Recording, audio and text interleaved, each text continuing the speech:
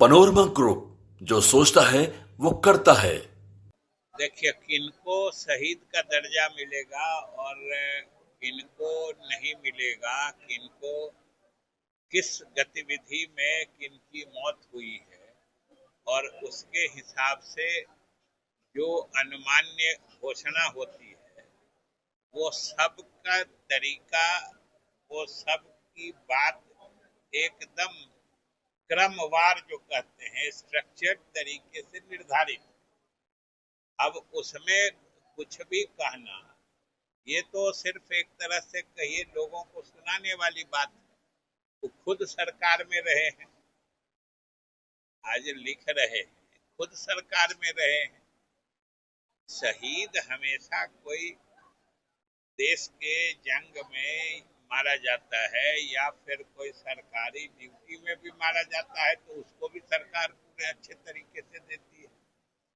इसलिए इनकी मृत्यु, किस जवान की मृत्यु, चाहे सेना का जवान हो, पुलिस का जवान हो या अर्धसैनिक बल का जवान हो, उसकी मृत्यु कहाँ पर हुई है, किस सिलसिले में हुई है, उसके हिसाब से उसको जो सुविधा या जो उनको, चाहे अनुकंपा के आधार पर नौकरी की बात है या सहायता राशि की बात है, सब वो श्रेणीवार निर्धारित है। इसलिए इसमें कुछ कहने का या तो कोई मतलब नहीं है, तो लोग एक आम लोगों को सुनाने के लिए सर, जिस तरीके से एनएमसीएच में लगातार बड़ी लापरवाही सर एनएमसीएच में देखने को मिल रही है कि एक दिव्यांग युवक का सर पैर जो है चूहा के द्वारा ठोकर दिया गया लगातार। नहीं, उसको तो कार्रवाई हो रही है, सर, कार्रवाई हो रही है। वाली भी मामला सामने आई थी, अभी तक क्या? कोई कार्रवाई नहीं हुई है। क्या?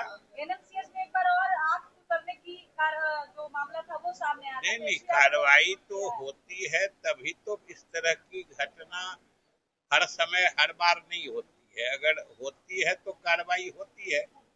और आप भी समझ सकते हैं कि अगर चूहे का इस तरीके से प्रकोप है, तो चूहों से मुक्ति दिलाने की सरकार व्यवस्था करेगी। तो हम लोग तो इससे बेहतर कुछ उम्मीद भी नहीं करते, हम लोग इससे ज्यादा उससे क्या उम्मीद करते हैं। और हम लोग के पार्टी ने जिनको छोड़ दिया है, वही उनके पार्टी के सरगना बन जाते हैं। जदयू की तो यही कीमत है। मनोज झा ने कहा है सर कि 40 एमपीओ का जो डेलीगेशन जा रहा है टेररिज्म के खिलाफ विदेशों में, लेकिन इससे पहले ऑल पार्टी मीटिंग होनी चाहिए और एक स्पेशल सेशन बुलाना चाहिए। ऑल पार्टी मीटिंग तो ऑपरेशन सिंदूर के सिलसिले में सरकार ने किया ही था। इसमें अनावश्यक सुझाव देने का क्या फायदा है। सरकार ने तो ऑल पार्टी मीटिंग की ही थी और सबों ने समर्थन दिया है।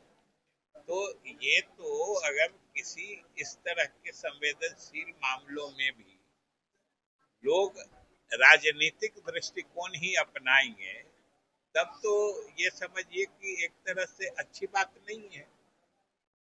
ऑल पार्टी मीटिंग भी हुई थी, सर्वदलीय प्रतिनिधिमंडल भी जा रहा है, इसमें कहा किसी को कोई ऐतराज की बात तो होनी नहीं चाहिए।